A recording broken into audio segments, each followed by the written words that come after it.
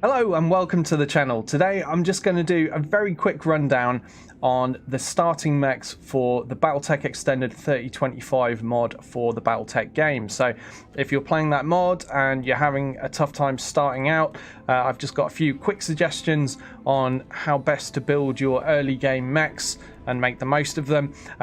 For a longer video of this with more explanation, more in-depth details and more mechs covered, you want to search YouTube for channel_Doyle. That's channel_Doyle, and you will find a more in-depth video there. But for now, I'm just going to do a very quick run through the possible mechs you can start with. So the way this works at the beginning is you start with a pool of mechs that are much lighter than you'll be used to from the vanilla game and very different to Rogue Tech.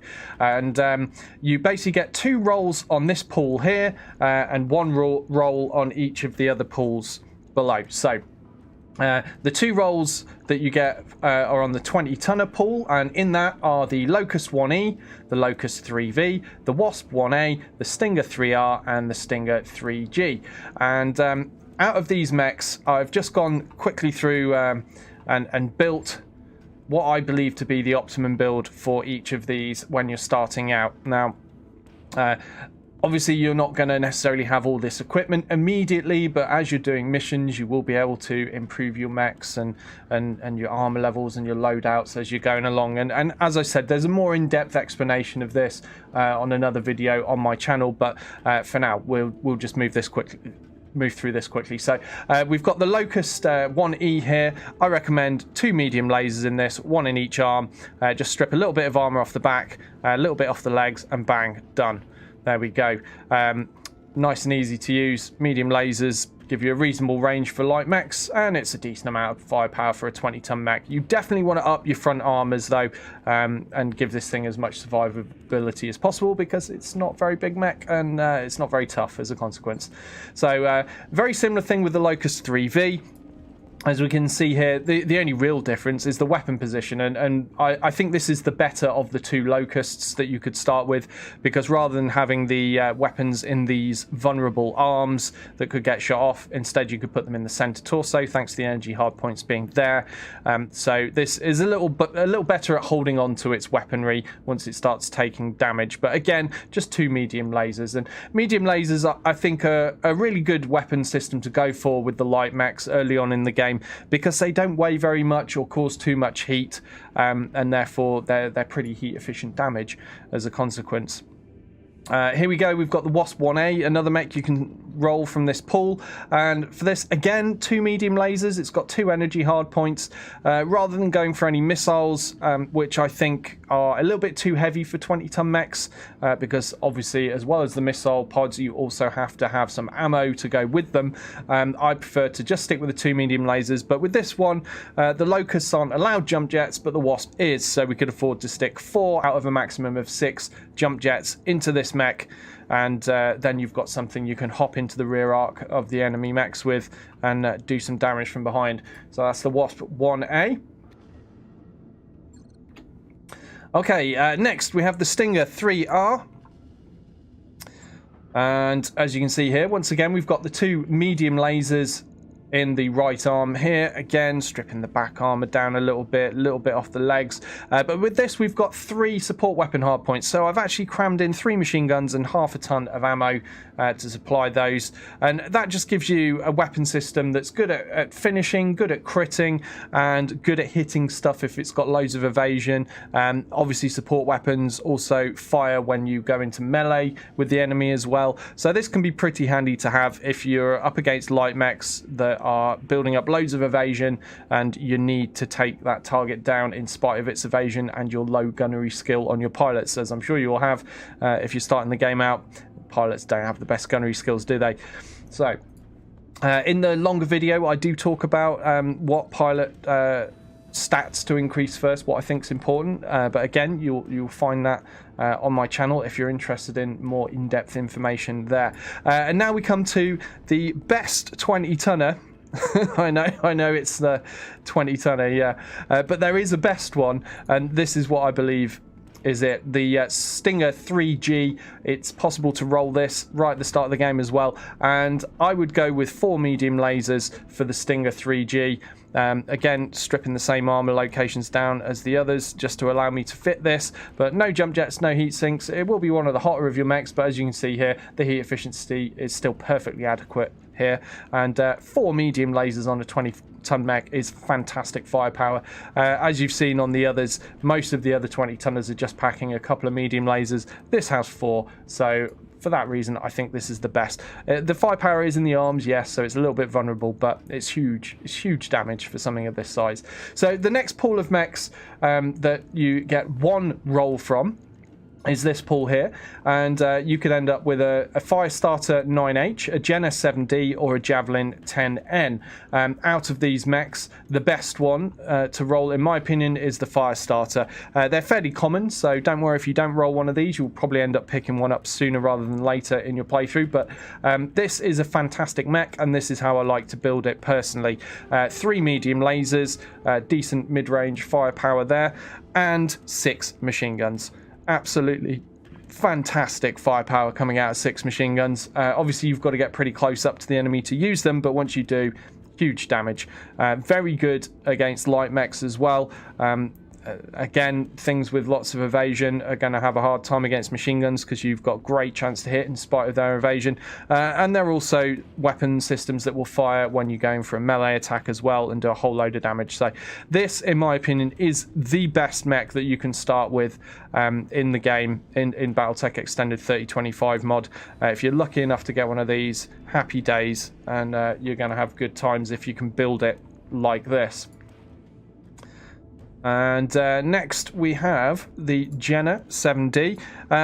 Not as good as the Firestarter for a 35-ton mech, in my opinion. What I go for in this is 4 medium lasers, and then you've got a ton left over for a single heatsink. I mean, you could swap that for a couple of jump jets if you like, but 2 jump jets out of 5 doesn't really get you a very far jump. But it's up to you what you go for. I've gone for boosting the heat efficiency very slightly by having that single heatsink.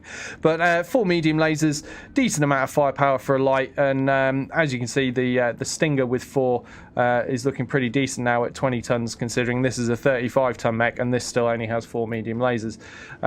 But yeah, given the choice, I would rather have a Firestarter, but if you roll the Jenna, it's not the end of the world. Javelin 10N, another possibility from that same pool. And if you get this, it's not too bad. Unfortunately, it's no energy hard points, so you're going to have to go with the bulkier and heavier SRMs for this mech is what I'd recommend. LRMs, you're not going to get enough damage out of them. They're going to weigh too much for getting good damage. But SRMs, you can go with 2 6s, or as I've gone here, a couple of 2s and a couple of 4s. Whatever combination you've got to take you up to a total of 12 is fine. And a couple of tons of ammo, because I believe for every 6 missiles you have in weaponry, you need a ton of ammo to supply it. So we've got a 6 there and a 6 there, therefore 2 tons of ammo. Now to do that, I have to strip down the armor in some locations to make this possible, so it's a little low on the back, and strip these empty arms a bit. But these arms, you can just use these as shields anyway. They're, you know, it doesn't matter if they get blown off. You're not losing any serious equipment out of it.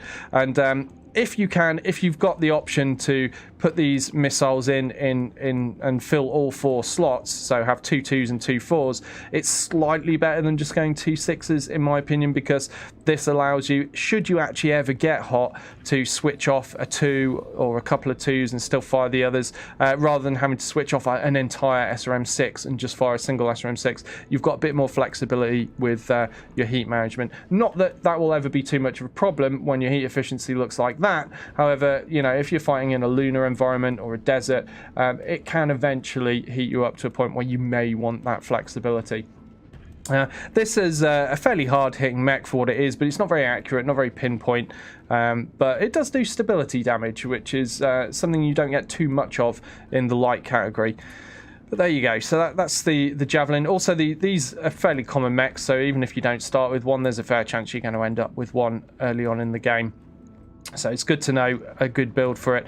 The next pool of mechs is more of a long-range pool generally, and in that pool we've got the Panther 9R, the Commando 2D, and the Urban Mech R60. Now, the Panther 9R, I think, is, again, alongside the Firestarter, the best amongst the light mechs. It's a 35 tonner, and in my opinion, it's best built as a long range mech. Now, as stock, it will come with a PPC and an SRM4. I prefer to put in 2 large lasers. I think you just get more out of it at range. You're doing more damage for less heat, and that allows me to fit in a heatsink and a couple of jump jets. Maximum jump jets this can carry is 4, so there it is. So it makes it fairly maneuverable and flexible in terms of being able to jump around and still snipe, get to high locations for a good line of sight and shoot away.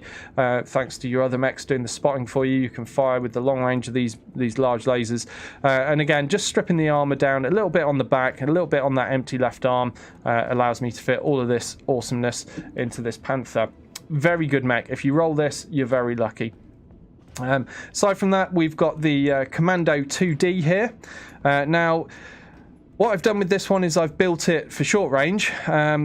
And this one has 2 SRM4s, a single ton of ammo, and a medium laser.